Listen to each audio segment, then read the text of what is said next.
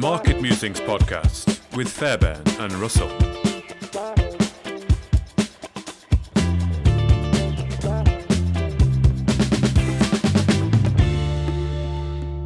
Welcome onto the Market Musings podcast, where today we have a guest who's on for the second time, and it was just under 2 years ago. It was November 2021 that we first spoke to Sean Smith, the CEO of Eden Research, who are a company focused on biopesticides for sustainable agriculture. So it's good to be talking to you again, Sean. Quite a while ago. You were saying earlier you were very surprised. You thought it was only a few weeks ago that we spoke.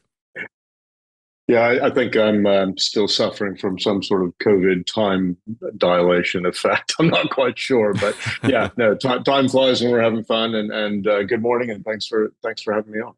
Yeah, no problem. Good to be chatting again. And of course, Kenny is joining us as well, and who was on the original podcast. Yep, good to have you back on again, Sean. And I was just laughing there when you were talking about, it's 2 years. I mean, when I done that podcast, I was in my 40s, and I'm now in my 50s. So yeah, it's definitely hit home for me that it was 2 years ago. Yeah, yeah. Welcome to the club, by the way. yeah. 50's the new 18. I feel like I'm 18-year-old. My body doesn't feel like it's 18 years old, but my mind is. So that's the main thing. Indeed. It's great to have you back on, and obviously, the last podcast, we talked a lot about yourself, your journey, your career, how you get into this sector. So this podcast, we're going to more sort of focus on the actual company and the products and the partnerships. And obviously, you had a successful raise, last week. So before we get on to all that, I think it would be good, just to refresh everybody's minds. What is Eden Research? Give us a helicopter overview of the company and what it does. Sure. No, thank you for that, Kenny. The company is actually, we're AIM's only listed biopesticide company. We're a company that's solely focused on biopesticides. What that really means for people is we're creating pesticides using biologically oriented approaches, and ultimately the goal is to develop sustainable pesticides that support farmers in professional agriculture and horticulture. Why do that? The main question quite often people have is, well, why do we need pesticides at all? Why don't we just ban them? And you even get a good number of NGOs carrying that message forward, and even some regulators thinking that banning pesticides would be a good thing to do. Well, I mean, the main issue obviously is that our planet isn't getting any bigger, and we're not able to grow anything on Mars or anywhere else that Elon Musk might fancy ultimately. So what that means, and by the way, in the context of carbon emissions and deforestation and land use issues around the world, what does that mean? It means that we've got a certain amount of land available to us for agriculture. We probably shouldn't use anymore. We're seeing some effects from that now. So it means that with the space we've got to do more. We've got to do it more productively. And if someone is of the impression that getting rid of pesticides would be helpful in the long term, I think they probably need to read up on the subject a little bit, because ultimately, pesticides are the tools that growers use to produce their products as efficiently and cost effectively as possible. So what's the answer? And that's the answer or the question that we're trying to address as Eden. It's, let's come up with some sustainable pesticides. And I'm happy to say, we have 2 products that are being sold now around the world, primarily in Southern Europe, but increasingly in other territories as well. And we're able to help growers produce efficiently, effectively, cost effectively, with products that are indeed sustainable. And so that's the high level overview. There's a lot of detail behind that, of course, and we operate in a highly regulated industry. So for us, regulation creates opportunities, but it also introduces cost and a lot of time and effort. Yeah. When you mentioned sort of sustainable pesticides. I mean, what does that mean really? Because the kind of the anti-pesticide perhaps argument, I don't know for sure, but I know one of the angles is sort of the destruction of the biodiversity. So the insects and the bees, all those kind of things. I mean, is that one of the biggest arguments against pesticides, or are there other ones? And when you talk about sustainable, how do you address some of those concerns? Yeah, yeah, great question, Mark. And there's a lot, everybody uses the word sustainable these days. In fact, I almost hesitate to use it because people throw the term around so loosely without really having a point of reference. What's sustainable? Well, okay, let's talk about chemicals as a whole. I've spent my entire career in the chemical industry. What could be the problem with any given chemical? Well, it could be there are three things that we should consider. One is persistence in the environment, or thrown around commonly now in the general media, like PFOS, PFAS, etc. These things that were used to line your non-stick pans that turn out to be persistent in the environment. They don't go away. Why don't they go away? Well, they're sort of doing the job that they were designed to do, which is to be durable and to stick around. Ultimately, there are not great pathways in the environment, either through biology or through physical action, to degrade those products. Because actually what that means is they become persistent, and that means that they then can go other main considerations. There's persistence in the environment, of course.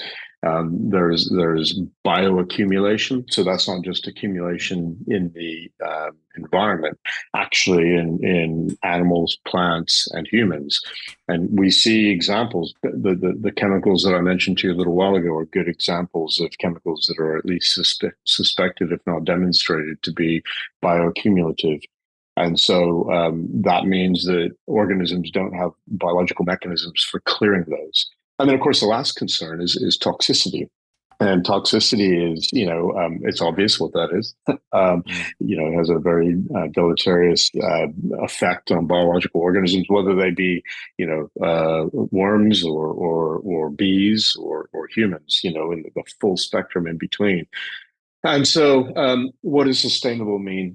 For me, what sustainable means is that we don't have products that are persistent or bioaccumulative or toxic, right?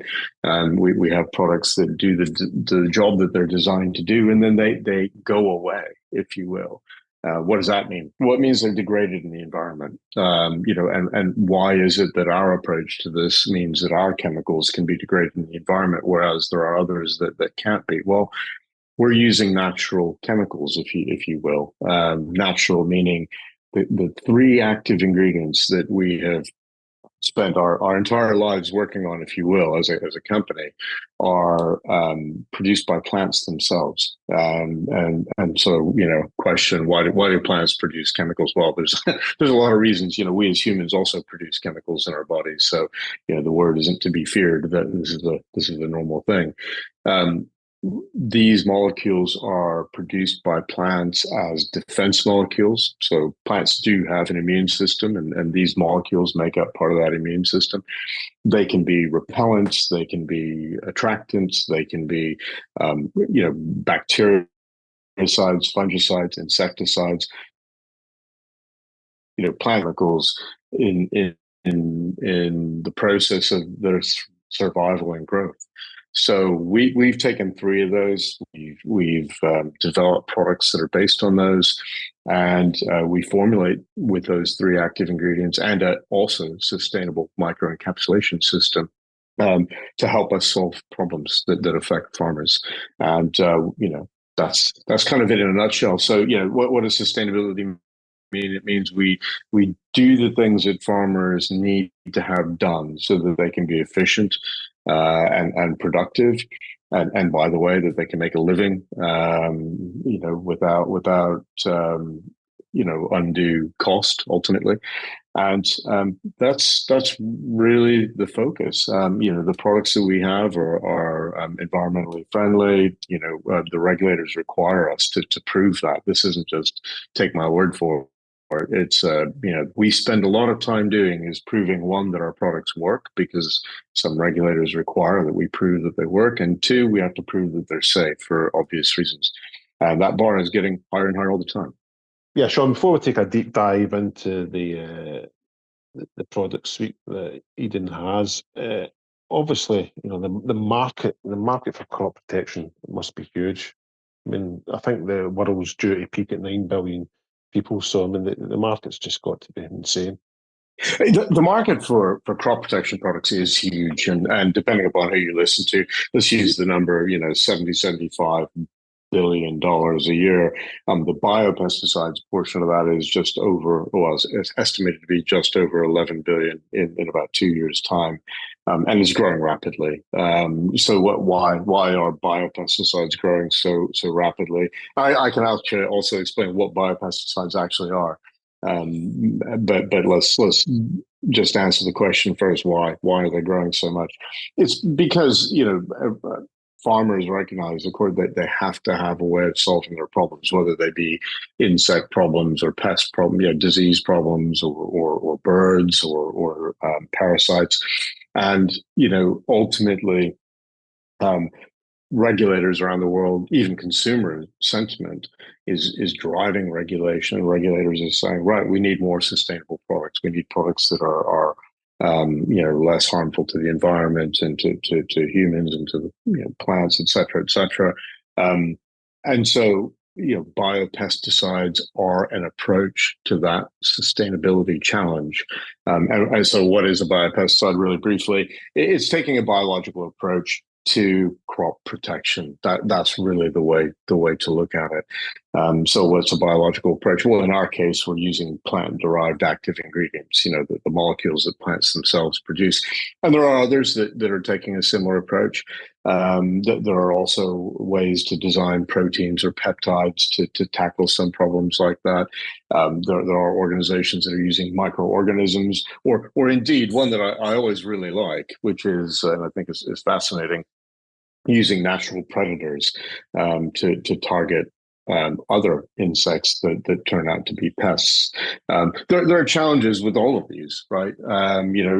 Coming up with an effective pesticide is not an easy job. It takes a lot of time and costs a lot of money.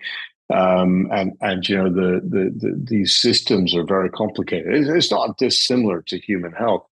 But instead of dealing with humans, biology and chemistry, biochemistry, and the complicated organisms that we actually are, when you think about crop protection in a way, it's actually more complicated, because not only are we trying to create healthy crops, but target very specific pests, if you will, that are affecting those crops.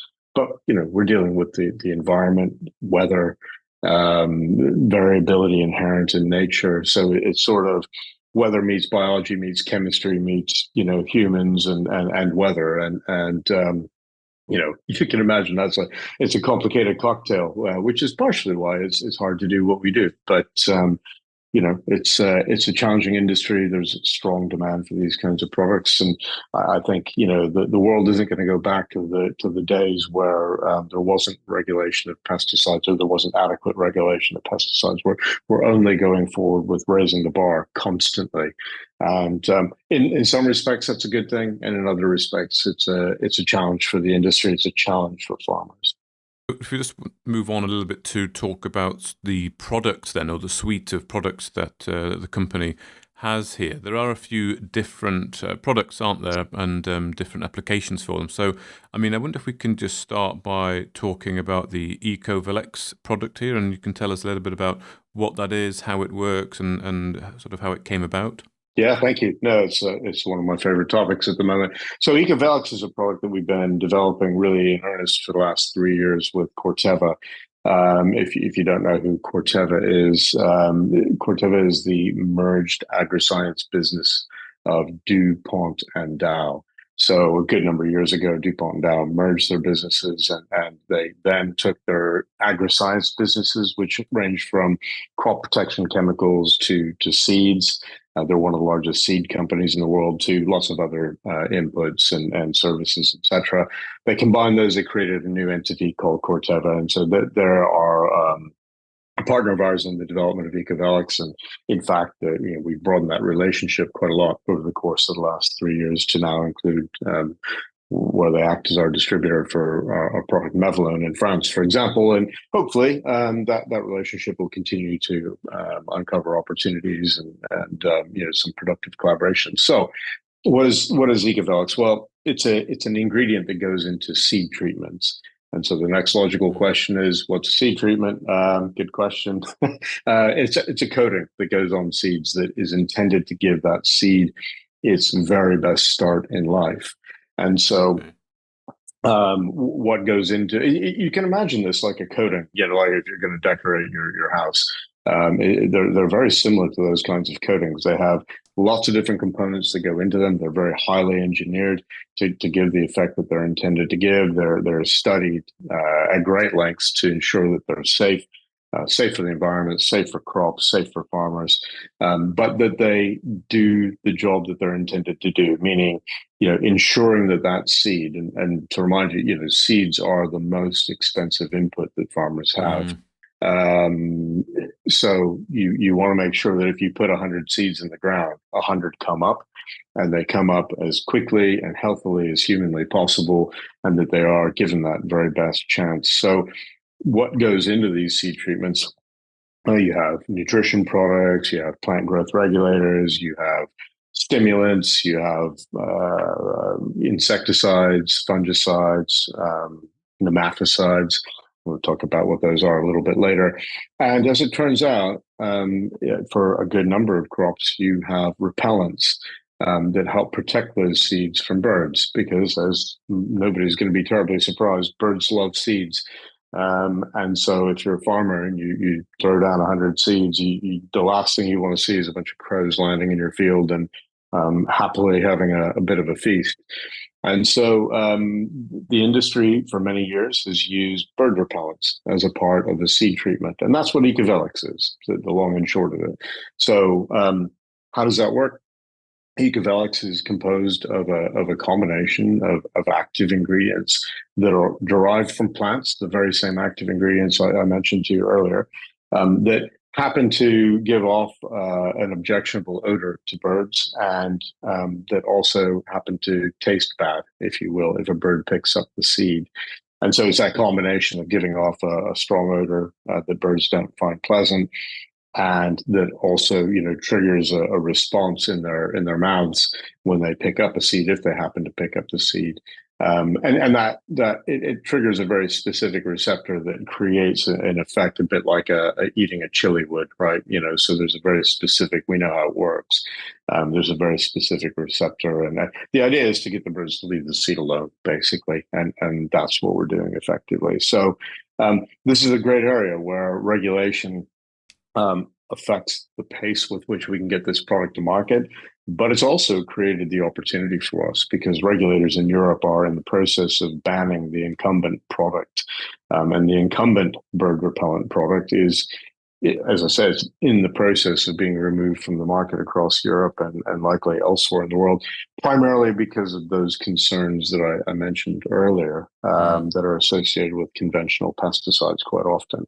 And so, we got a product that is just as effective, and we've had to prove that over the course of the last 3 years in the field. That's also safe. It is quite impactful when you think about, what we don't want to do. We want to get the birds away, but we don't want to kill the birds.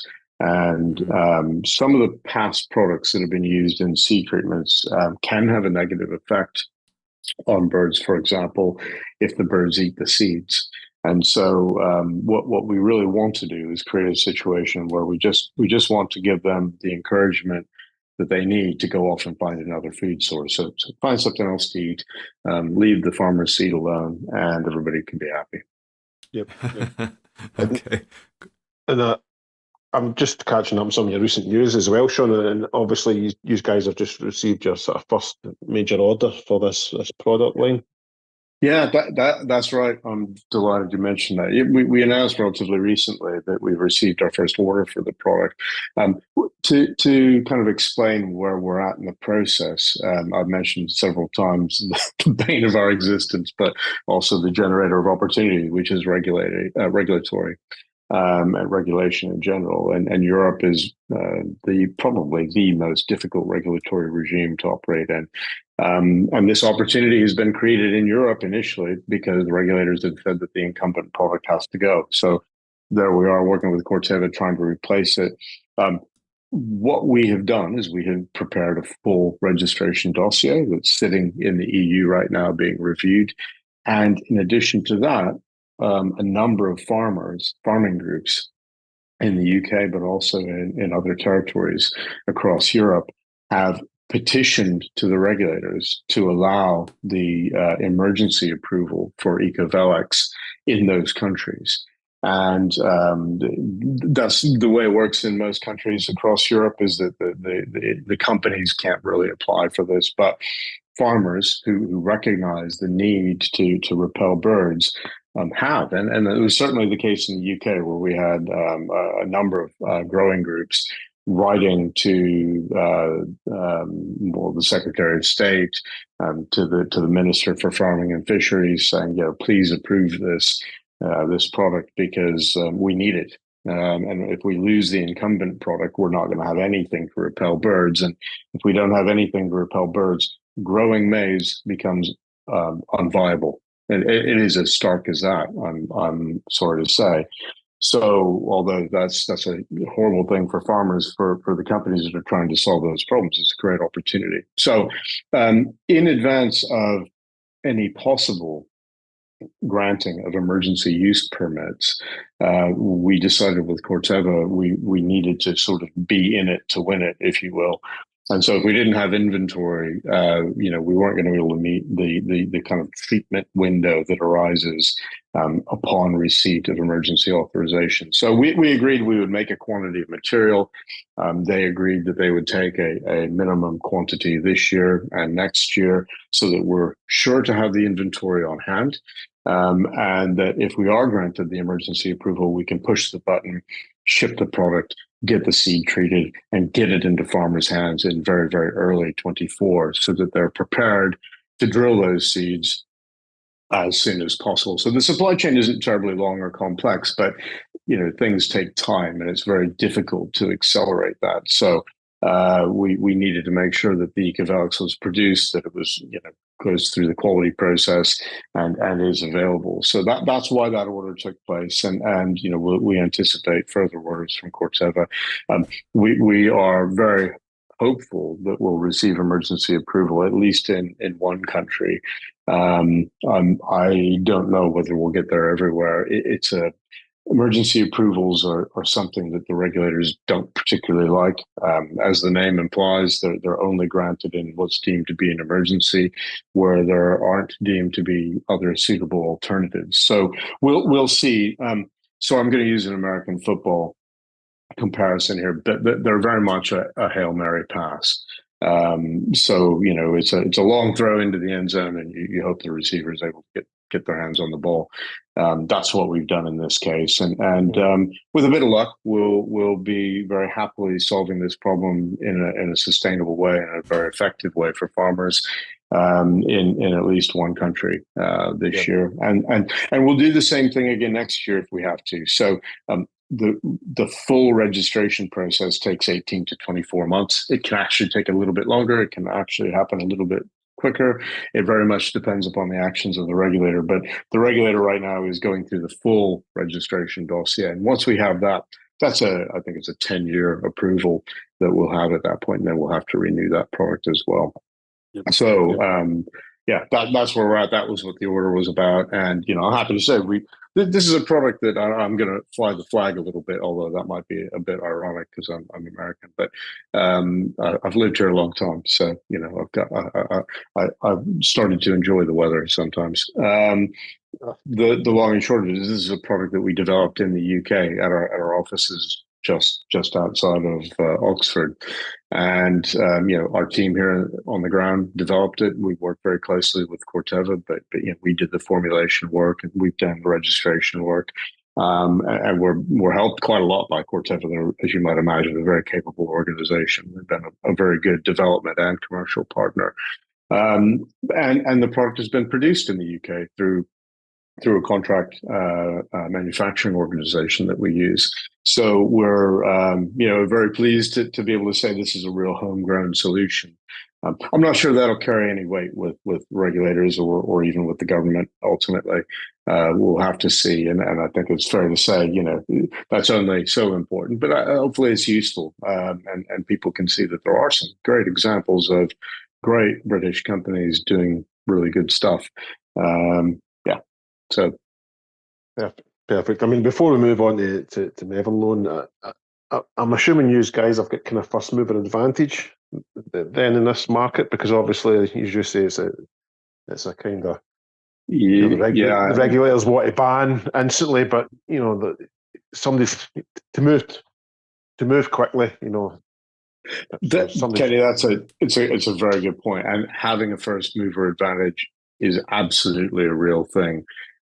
We believe we are ahead. We know other people are developing products to fit this very requirement, because it's been known for a long time that the incumbent product, is going to go. Right. The exact timing of that sort of depends, because it continues to live on through emergency approvals. Why? Because right now there isn't a good alternative, or there wasn't a very good alternative.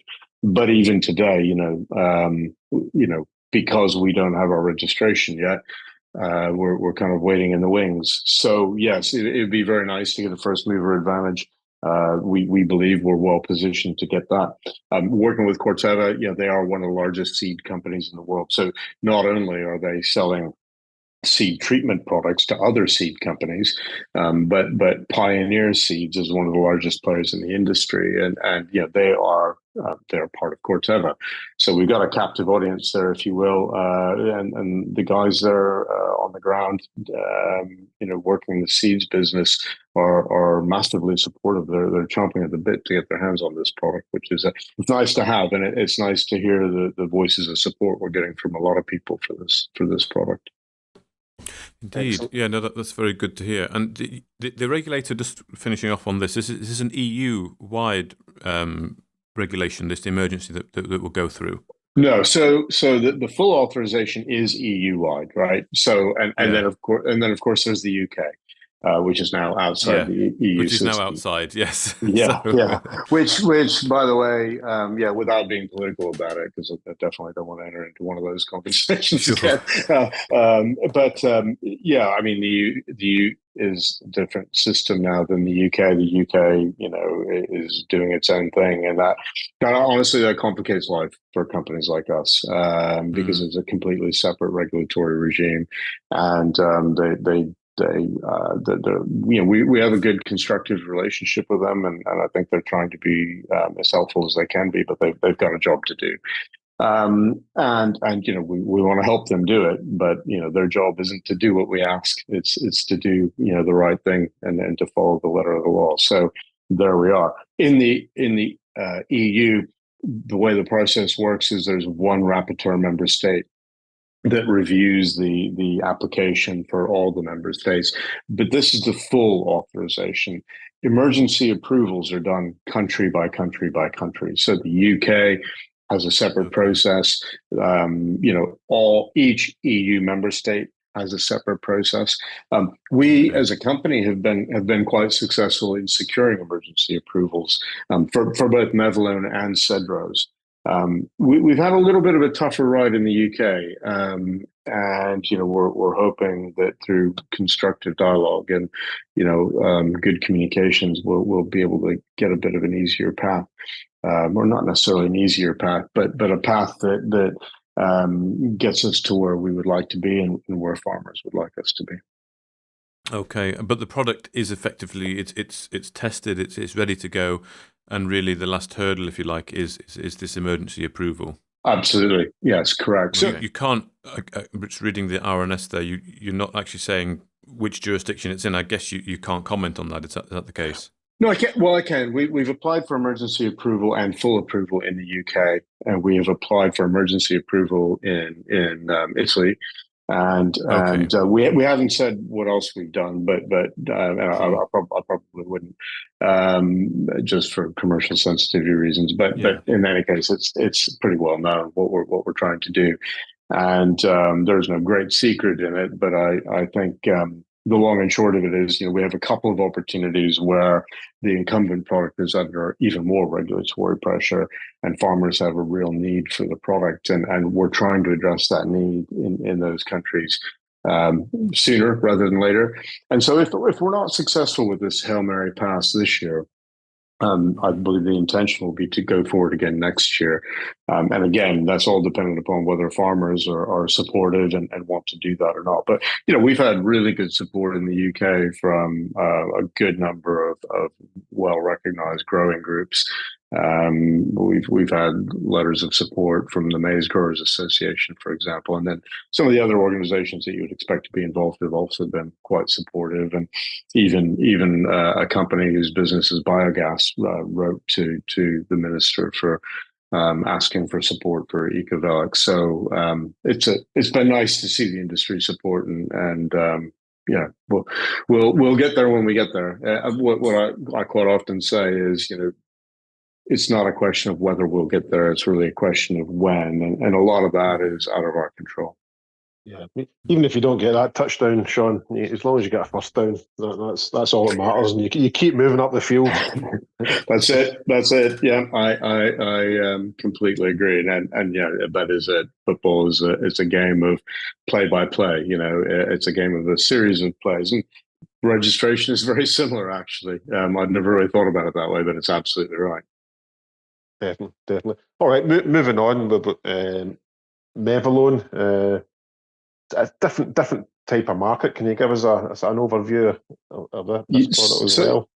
Yeah, absolutely. So Mevalone was our first product that we registered, and it entered the market in 2015 in some territories, 2016, and then it's been sort of a rolling list of countries that have given their approval for it. This was a product that we started off, in fact, developing before I even joined the company, and it was actually in the early stages of the registration process when I joined. Unfortunately, at the time the product was developed, the company didn't really have the working capital available to it to invest in a comprehensive registration for the product. So the then management team made a decision to focus on one disease on one crop in one region around the world. And they picked it based on the fact that disease, which is called botrytis, is quite devastating. If a farmer gets an outbreak of botrytis in their vineyard prior to harvest, and it's almost always in the days just approaching harvest when the grapes are the most ripe, and they've got a very high sugar content, botrytis outbreak can wipe away 50, 60, 70% of their crop in a matter of days. And if they don't have a product to treat it at that stage, it's a huge effect. So the management decided, well, this is a big problem. We need to solve the problem. So when we had our first authorization, that in 2015, that was botrytis on grapes. That was it. That's what we had. And that's great because we're solving a big problem, but it's not great from a commercial perspective, because in reality, botrytis is quite a fickle disease. You might have it 1 year and then you might not have it again for 2 years or even longer. And with climate change, temperatures going up, drought increasing, botrytis doesn't like hot, dry conditions. So the way the weather goes is the way the botryticide market goes in a given year. And when I joined, we still didn't have that approval yet, but shortly thereafter we received it, and we really started the work at that point of broadening out the label. So it's not everybody's aware, but in our industry, your label really relates to the addressable market, and so you can almost replace the word label with addressable market. What does that mean? So the label tells the farmer not only how to use the product, but where they can use it. And it's quite granular. Just because you have use to treat botrytis on grapes doesn't mean you have the right to treat any other disease on grapes, right? And similarly, it doesn't grant you the right to treat botrytis on any other crop unless you go through the regulatory process of proving that the product works, proving that it's safe, doing all the risk tolerance calculations, and proving to the regulator that not only does the product work, but it's safe, and so safe for the crop, safe for humans, safe for the environment. And so we've been working very, very hard to do that. So we've gone from, really one crop use approval to today we've got 66. What does that mean? Our addressable market has grown, right, as a consequence of that. So Mevalone it's actually a fairly broad spectrum fungicide, despite the fact that we launched with a very narrow label. And so today we're treating a good number of, I couldn't even tell you the number now, but just comfortably north of 10 different crops, not just for botrytis, but for a series of other diseases. And to give you a good illustration of how your label can affect the addressable market, our initial registration, for example, in France, covered just botrytis on grapes, right? And botrytis isn't a massive problem in France, and it's becoming less and less of a problem. And that's just due to climatic conditions. It's also down to growing practices, by the way. There's a lot of complexity around that, and that will affect how affected farmers are by any given disease. So we have been working with our new distribution partner in France to broaden the label to include two completely new fungal pathogens called downy mildew and powdery mildew. We have already submitted the registration request. We had to, again, prove to the regulator that the product that works on those two disease targets and that there's a need for the product. We've done that, and that is sitting in front of the French regulator right now. But to back to the illustration, to show how important that increase in the label is, our addressable market in France will grow by about 10 times as a consequence of that label expansion. And again, it's just adding two new diseases on grapes. It's as simple as that. So there's a lot of scope for Mevalone. We've done a reasonable job of expanding the label, growing sales year over year, making the product a bit more robust in terms of its demand profile year over year. And right now, the thing that we're very eagerly awaiting with our local distribution partner is approval in California in the US. As you might imagine, it's a huge market. There's a strong demand for the product. We've got a good label that's under consideration by the California regulator right now, and we are expecting that approval before year end. So again, I can't tell you with certainty that it'll happen before year end, but we are anticipating that. Again, it's a good example of these things are out of our control. So we've had a good constructive working relationship with the regulator there.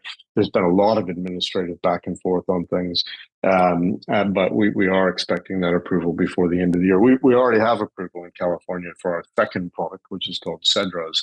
So it could have been, let's say, a bit of a faster process, but we are where we are. Yeah, and it's not just grapes, obviously. Mevalone, obviously, it's a fruit and sort of vegetable segment market.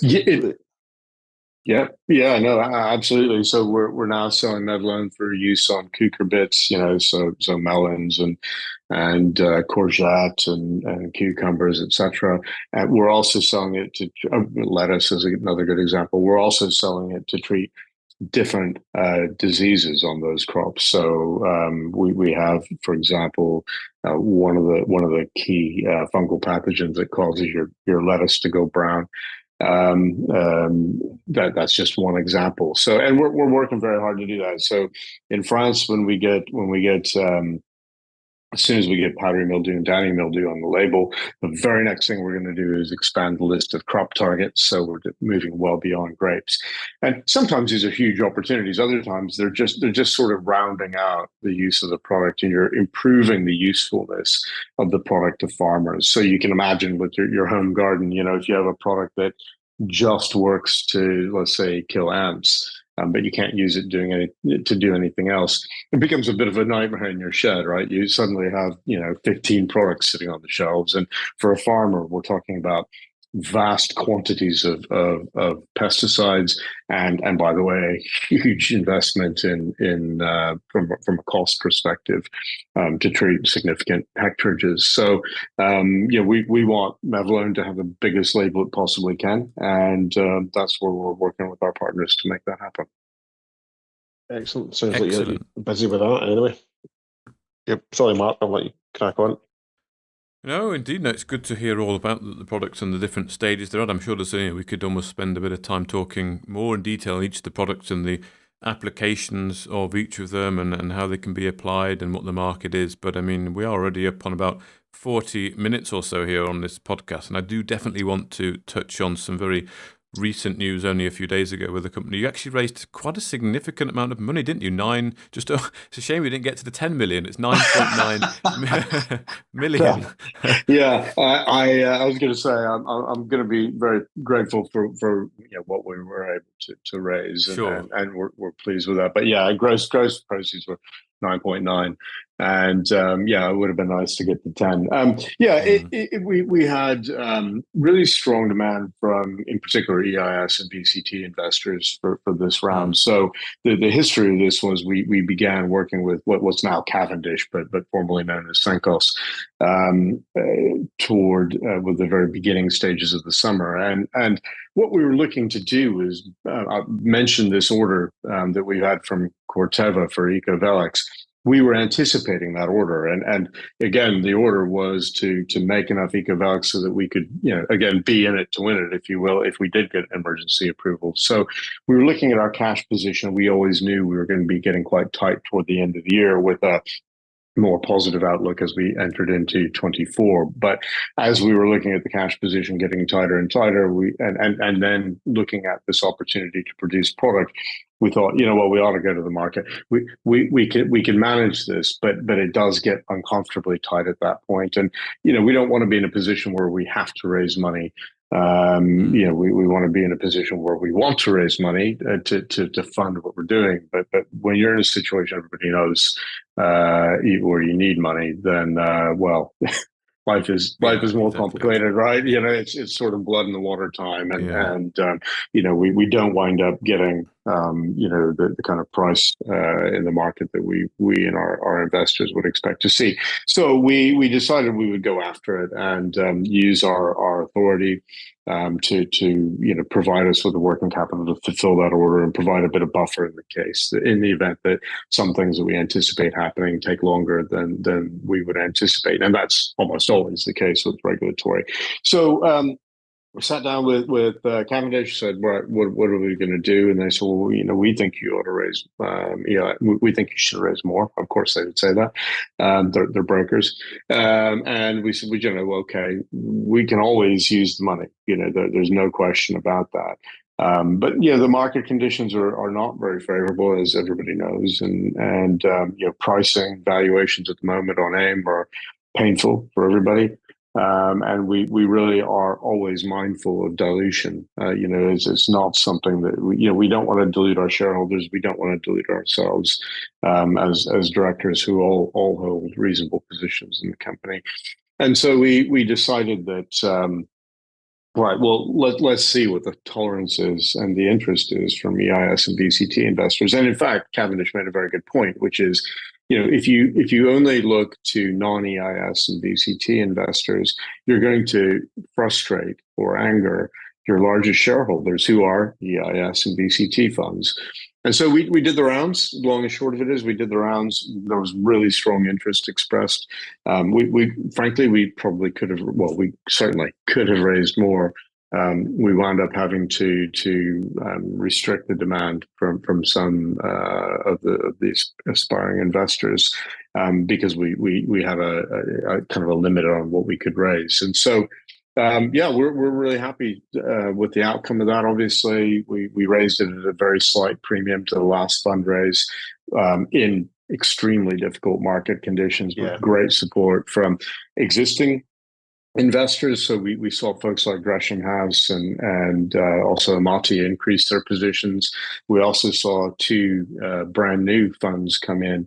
Octopus and Unicorn, who actually themselves made up about 50% of that raise. So it was great to see the demand, great to welcome new high quality investors onto the register, and to welcome back a good long list of existings who wanted to participate and were really supported in the process. So what this allows us to do is continue to do what we've been doing for the last 3 years. So to help people understand where we were and where we're going. If you go back to the last fundraise, which we completed in March 2020, which I can't remember the exact date, but it was literally the date before the lockdown. So I have some very odd photos of St. Paul's with no people standing around it on that day that we closed that raise. But in any case, immediately we began building out our team. That was part of the strategy behind that fundraise, was to transition from being a company that outsources absolutely everything to a company that is capable of driving the development of their product and the registrations of their product. So we went from a team of, 5 years ago, we were a team of 2 people. Then we added a couple of commercial people. And, when we did that fundraiser, we were a team of 4. Today, we're a team of just short of 20. So, and that investment has been made in the development labs. So we've opened up our own labs. We're now able to accelerate the pace of product development. And we always had previously used a model that was much more suitable for the kind of company that we used to be. At the time I joined, we were very much a licensing company. So it was develop IP and license it. And that model was never going to produce the kind of returns that we wanted. So the board and I decided we would shift the business model to a product development and product sales model. I'm still using outsourced manufacturing and initially continuing to use outsourced development. But outsourcing all of your development work is a bit of a fool's errand. It takes a lot of time. There's a real challenge with alignment between the contract research organization's priorities and our priorities.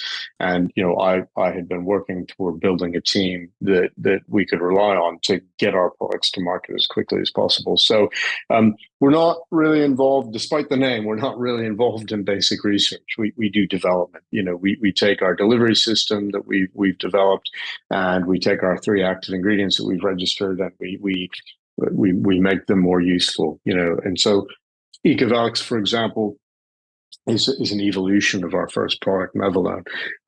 If you look at everything we're doing, we're relying on some combination of those 3 active ingredients, and now we've got a team of people who are able to do that.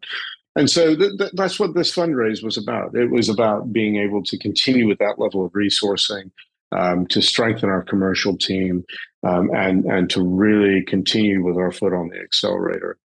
Because, sure, there are time limiting factors like registration that do affect our pace of progress, but we should stop sort of tripping over our own tail, and let's make sure that we're capable of doing our bit of the job as quickly as humanly possible. And I'm pleased to say this fundraiser has helped us a lot with that.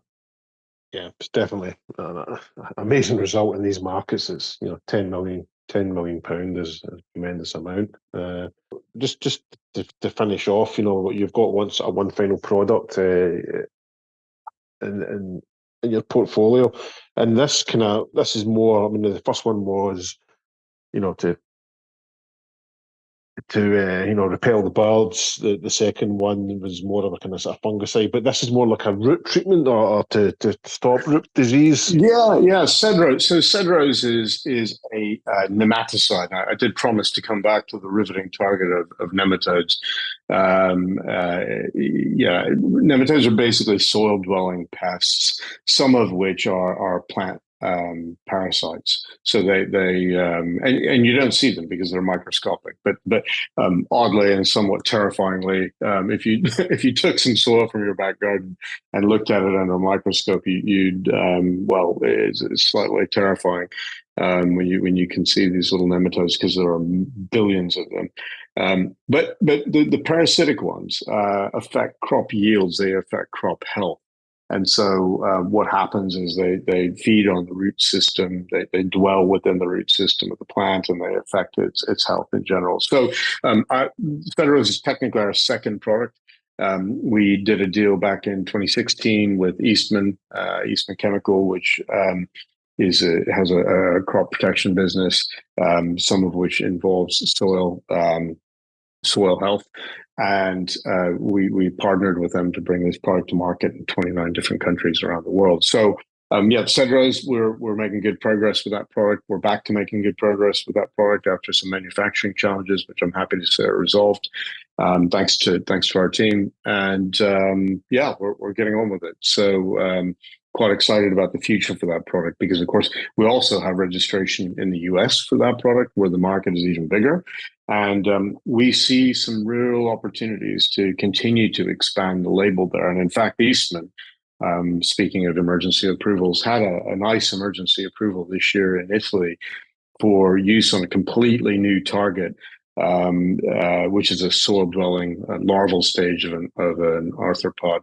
And it has a huge effect on loads of different crops, but in particular potatoes. And we saw some really good efficacy in the field. So we're very excited to be getting back on the front foot with Cedrox now that we've got these manufacturing issues resolved, and to growing the market further. So, and by the way, just to finish off on the product side, we are in the later development stages of yet another product, our fourth product, which is as of yet unnamed. I'm sure we'll come up with a very creative name, but the product is an insecticide that targets what are called sucking pests on a wide range of crops. And there we've run comfortably north of 140 field trials during the course of this year. We ran some last year as well, and the initial reports are all quite encouraging. So we'll stay tuned on that one. I think we should have something to say about that.